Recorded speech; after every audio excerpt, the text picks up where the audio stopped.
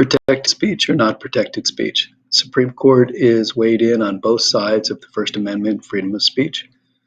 Chaplinsky versus New Hampshire, 1942. This is an old case. Fighting words are not protected. These fighting words were, like swearing at somebody, calling them names, calling them adjectives, and so on like that. Those were fighting words, and those were found not to be protected under the First Amendment. It no longer is current. It's no longer in action, but it was one of the older cases. Offensive speech, this is Brandenburg versus Ohio. This is a landmark free speech case. 1969, KKK leader Brandenburg delivered a speech at a Klan rally. It was pretty offensive, and it was against minorities, especially African Americans, but there was no lynching, there was no killing, there was no destruction of property, there was nothing that happened to anybody in the area around immediately after the speech.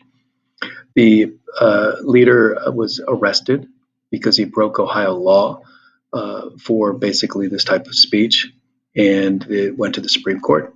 And the Supreme Court went in Brandenburg's favor, said that this speech was allowed. The constitutional guarantees of free speech and free press do not permit a state to forbid or prescribe advocacy of the use of force or law violation, except when such advocacy is directed to, and this is the important part, directed to inciting or producing imminent lawless action, and is likely to incite or produce such action. So your speech goes directly to somebody getting hurt, killed, building being burned down, something like that, for it not to be protected by the First Amendment. The court used a two-pronged test to evaluate speech acts. One, speech can be prohibited if it is directed at inciting or producing imminent lawless action, or two, likely to incite or produce such action.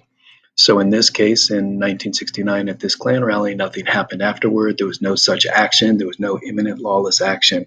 There was no incitement, so this speech was allowed. Interesting thing, in the 2016 election, President Trump had rallies all over the country. Many, many thousands of people went to them, but there was also protesters that went to the rallies. Many of the protesters were, at President Trump's urging, hit, kicked, beaten, and they were led out of the arenas.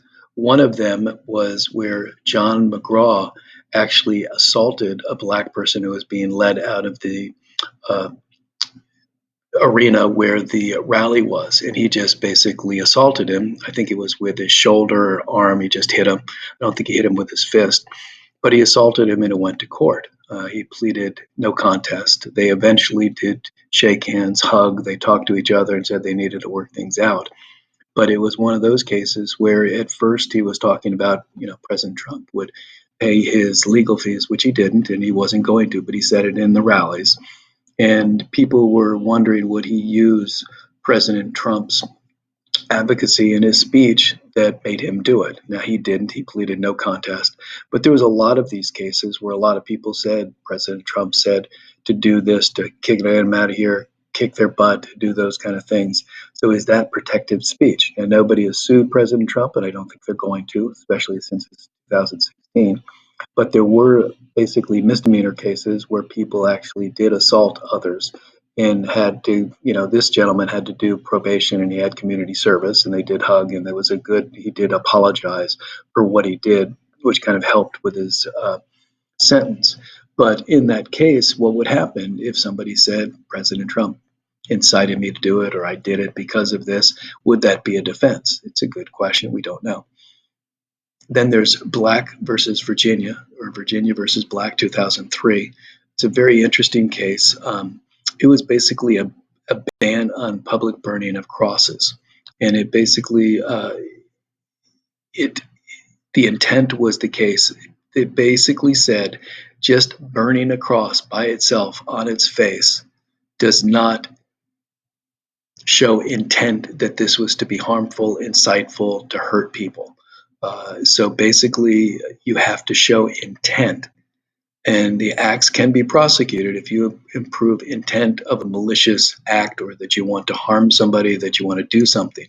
But the fact of just burning a cross by itself does not prove such intent, prima facie intent. So The people in this case were actually their conviction was upheld.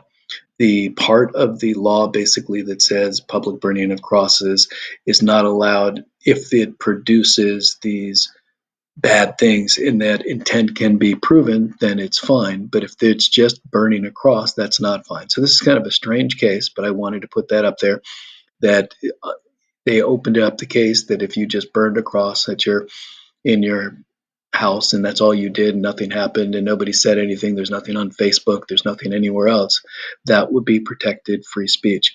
Now, if you posted things online, if you threatened people, if you sent that picture of your burned cross or put that in somewhere, it might be, if you can prove intent, you can actually ban that or get that person to be convicted of a crime. So I'm going to go to the next really bad case, Snyder versus Phelps, on the next page, of really obscene speech.